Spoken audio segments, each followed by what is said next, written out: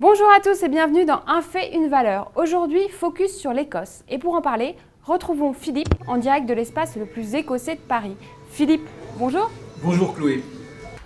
Alors Philippe, quelques jours après l'échéance, certains Écossais accusent toujours le coup.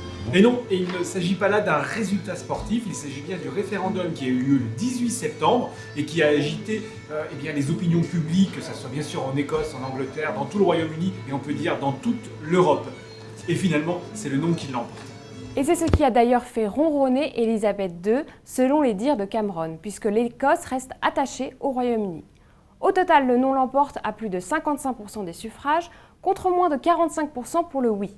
Le scrutin a obtenu un taux de participation record, avec près de 85% des votants qui se sont présentés aux urnes. Il faut dire que l'enjeu était de taille et que les Écossais étaient très mobilisés. Après 700 ans de mariage avec l'Angleterre, les partisans du divorce étaient nombreux.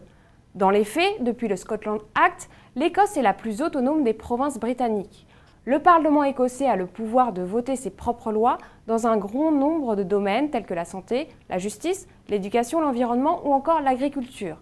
A l'inverse, Londres conserve certains pouvoirs qui lui sont réservés tels que la sécurité sociale, l'énergie, la défense, l'emploi ou encore le commerce et l'industrie. Les Écossais ont donc voté et pourtant, ce référendum n'est pas exempt de conséquences économiques et financières. Retrouvons Philippe qui nous en dira sans doute davantage. Alors Philippe, les partisans du oui ont fait valoir des arguments culturels, mais pas seulement, ils ont également fait valoir des arguments économiques. Oui, alors on va resituer vite fait l'Écosse. C'est un petit pays peu peuplé, 5 millions d'habitants, mais un pays riche. On va faire une petite comparaison avec le reste du Royaume-Uni. Le PIB par habitant et par an écossais est de 31 130 €, alors qu'il n'est que, entre guillemets, de 26 340 pour le reste du Royaume-Uni. Et alors, ce PIB élevé s'explique notamment par les richesses du territoire.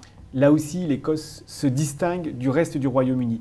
90% de la production des hydrocarbures se situe dans les eaux territoriales écossaises. C'est vous dire, en plus, c'est un pays très innovateur. Les dieux lui ont donné des vents, il les exploite et il est donc à l'avance sur les parcs éoliens, sur les énergies renouvelables. Et puis on ne va pas oublier évidemment le terroir écossais, puisque c'est ce terroir écossais qui donne ce fameux whisky écossais, ces fameux whisky écossais, puisqu'on compte pas moins de 96 distilleries. En bourse, les indicateurs ont également fortement réagi à la possibilité d'une scission entre l'Angleterre et son voisin écossais. Sur les marchés financiers, on a d'ailleurs repéré deux phases. Oui, alors la première phase, c'est une phase bien connue, c'est la phase d'incertitude et on observe des marchés indécis et nerveux. Alors dans un deuxième temps, on s'est rendu compte que les marchés financiers anticipaient largement une victoire du non, puisque le jour du référendum, jeudi 18 septembre, tous les marchés européens étaient orientés à la hausse. Et à la clôture, en Grande-Bretagne, le FTSE a terminé en forte hausse également, alors qu'on n'avait pas encore les résultats du référendum. C'est un peu la même chose sur le marché des devises.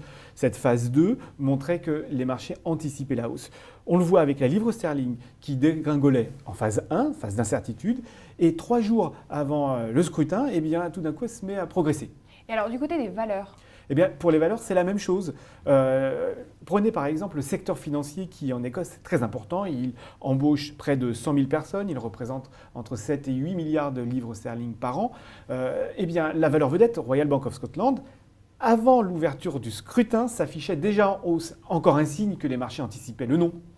Autant d'éléments qui en effet confirment le rôle d'anticipation des marchés boursiers. Philippe, merci pour ces précisions et à bientôt pour un prochain Un fait, une valeur.